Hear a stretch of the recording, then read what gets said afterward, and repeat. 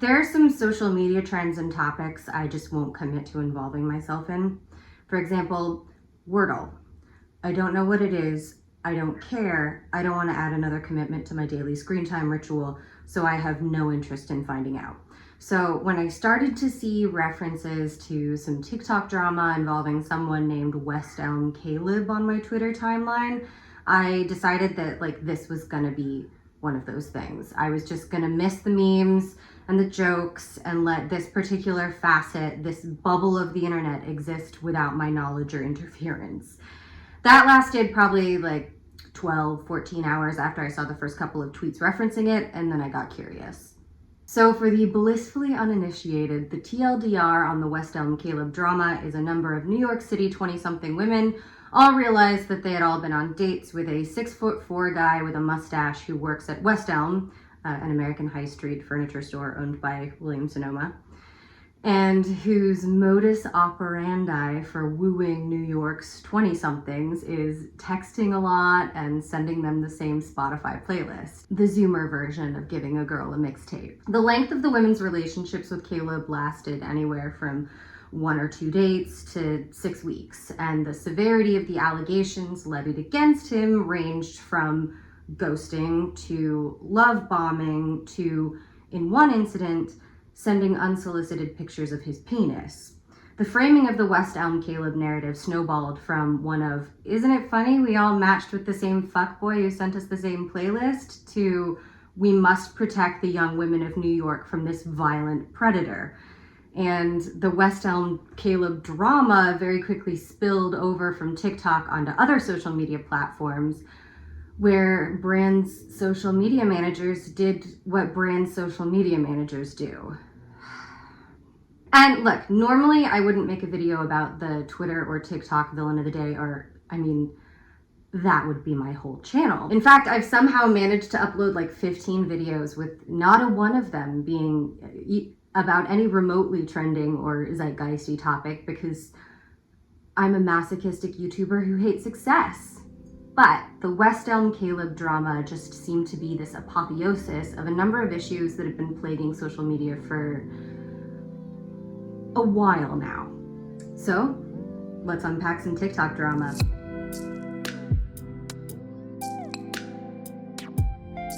One of the buzzwords that immediately jumped out to me in the West Elm discourse, I hate that I just said that. Okay, one of the buzzwords that immediately jumped out to me in the West Elm discourse was love bombing. The assertion being that Caleb's apparent attentiveness, the sharing of the Spotify playlist, etc., were indicative of the early stages of abuse. Love bombing is a term that was first coined to describe a specific kind of manipulation utilized by cults. Cult leaders and members use flattery, physical touch, attentiveness, and instant companionship to lure in new recruits. The term was later adopted to also describe a stage in the cycle of relationship abuse wherein an abuser will employ similar tactics, often not even consciously, on the abused. That's part of what makes abusive relationships and cults so hard to leave.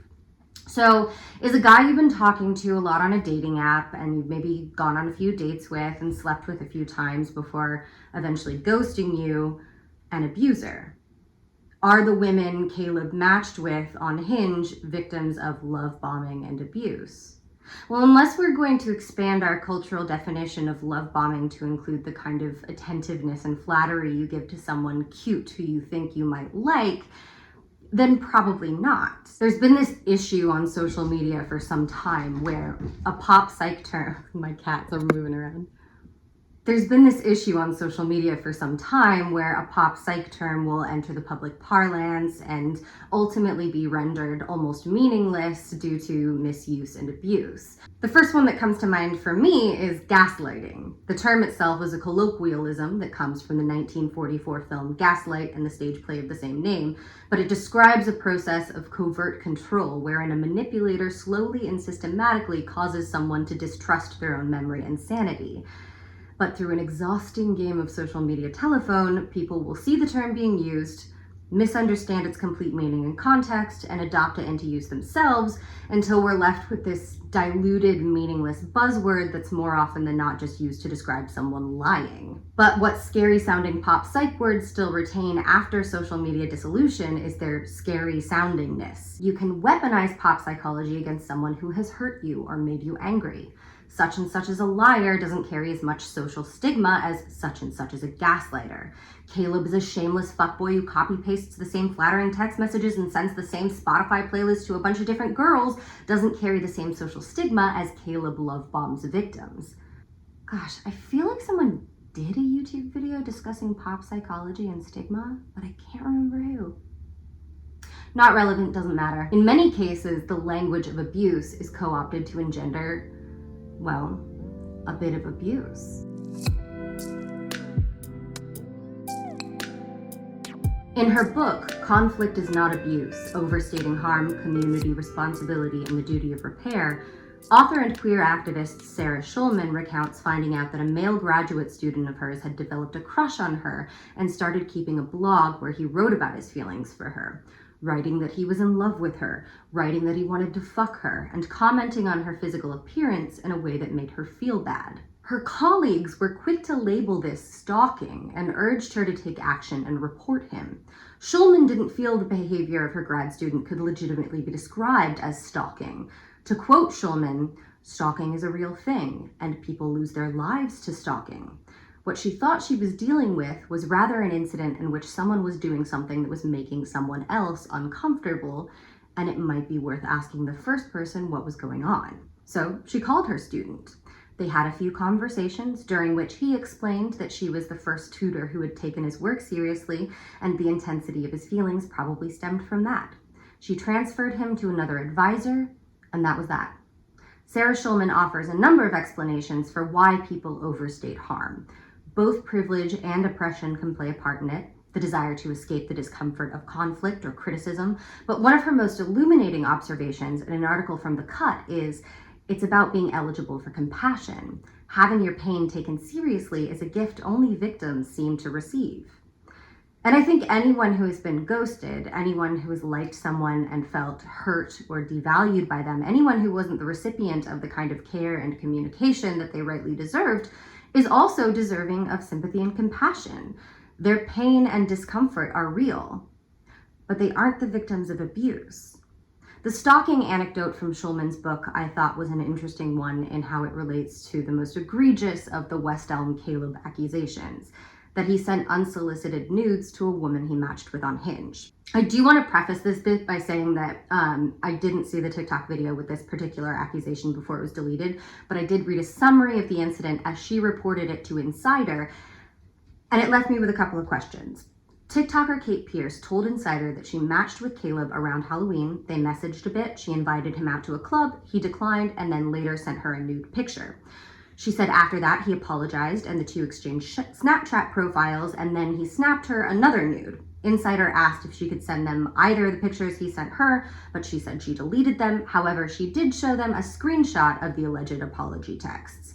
Kate didn't disclose in the article if she and Caleb ever traded phone numbers or anything before they connected on Snap, which stuck out to me because I have Hinge, and you can FaceTime and stuff on Hinge, but you can't just send a picture for precisely this reason. And I think a lot of other dating apps are the same. But let's, like Ben Shapiro, assume for the sake of argument that she gave him her phone number or Instagram or whatever, and he sent her a nude picture through another app. That is inappropriate. Unsolicited nudes are a form of sexual harassment. I think perhaps receiving unsolicited nudes from a dating app match you're exchanging flirty texts with is probably a matter of degrees less harassment than when it's some rando on Twitter or your boss, but I also don't know the content or context of the conversation preceding them. It unequivocally sucks. It's behavior that should be called out. But does it merit a viral doxing campaign? And does the seriousness of this particular accusation speak to the other accusations? This morning I woke up and, as I do every morning, opened Twitter. One of the first tweets I saw before I'd even had any coffee contained a number of screenshots from a now deleted Google Doc titled, "Welcome to the DC Safe Dating Directory, aka Caleb's List." It contains the first names and physical descriptions of men anonymous women went on dates with who ghosted them. Whisper networks and safe dating lists are not new. They've been utilized among sex workers for years as a means of protecting workers from known violent clientele, the operative word being violent. But now we have the concept being appropriated to out men who just didn't call in the name of safety. Do we have any reason to believe that any of these men aren't safe? Is ghosting a trait that necessarily indicates a man has the capacity for violence? Is texting a hinge match nudes? There is an overstatement of harm here, and it's being used to commit actual harm. Caleb's picture, workplace, dating profile, and personal details have been shared all over the internet. He's scrubbed his own social media by now, but the invasion of privacy has already happened, and it's already being weaponized to shun and stigmatize other men who, as far as we know, are only guilty of being kind of mean. This is a harassment campaign. This is co-opting the language of abuse to abuse. A lot of it actually reminds me of Zoe Quinn in the early days of Gamergate. If you weren't on the internet in 2014, first of all, you either have homework to finish or heart medication to take. A huge wave of what would become a massive harassment campaign targeting a number of female gamers, media personalities, and journalists started with one guy's exceedingly long blog post about his girlfriend who maybe cheated on him. A key difference between Aaron Gioni's unhinged screed about Zoe Quinn and this, however, is that Gioni set out to create a harassment campaign. He reposted his blog on several sites, stoked an existing atmosphere of paranoia, and really worked very hard to whip up a frenzy that would ultimately consume the internet and lead to a political climate, the consequences of which would be felt for years to come. But the West Elm Caleb controversy came at a time when social media is much more sophisticated. There needn't be any grassroots movement, or even anyone that hurt or invested to take down a TikTok villain. The overstatement of harm is amplified and incentivized by the social media platforms themselves.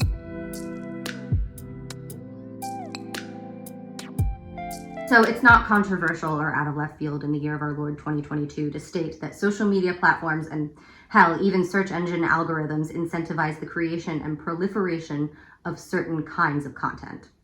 Clickbait, as the kids call it. Different platforms reward slightly different kinds of content, however. Outrage does well pretty much everywhere, but while platforms like YouTube might reward longer form content, platforms like Twitter, as a necessary consequence of character limits, tends to reward short, definitive statements lacking in nuance. This is why Twitter is the reigning champion of bad takes, and I am never logging off. TikTok functions slightly differently to other social media platforms. According to a 2020 research paper, TikTok and the algorithmized self, rather than social networking, TikTok functions essentially as, quote, a site for public performance heavily built on intrapersonal engagement. Essentially, the app centers each user as an entertainer and places emphasis on play and performance. And interaction between users is less social and more like one improviser yes-anding another. Remixes and responses to user content are kind of foundational to how the platform works and proliferates content.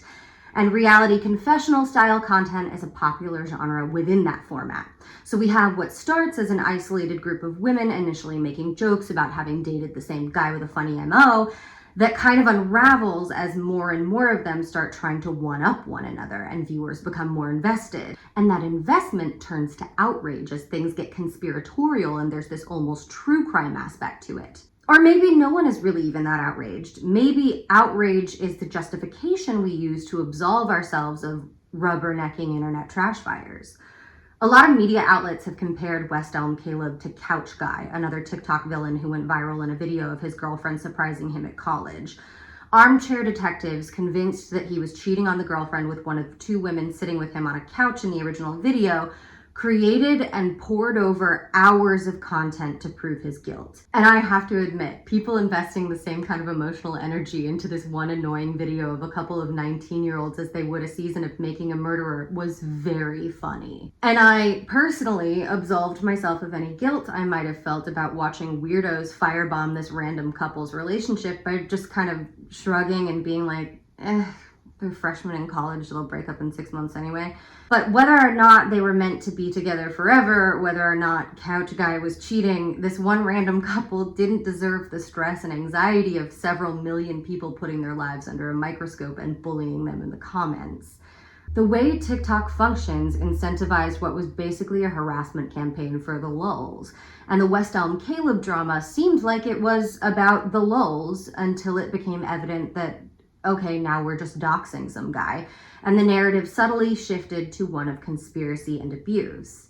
And I see this happening a lot when we're dunking on the social media villain of the day. Hell, I participate in it.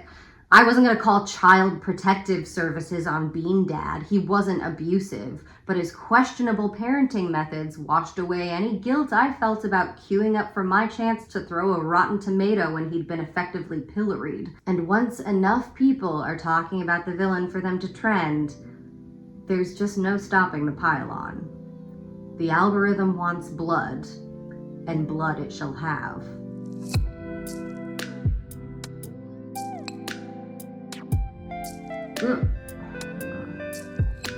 It's always so hard to conclude these things.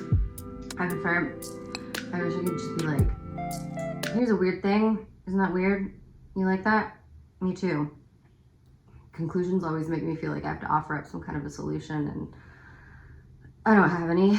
I guess I just urge everyone to be conscious of things like the misuse and proliferation of pop psychology and overstatement of harm, and just kind of like interrogate those impulses in ourselves, and try not to add to any pile-ons, except for like politicians and public figures.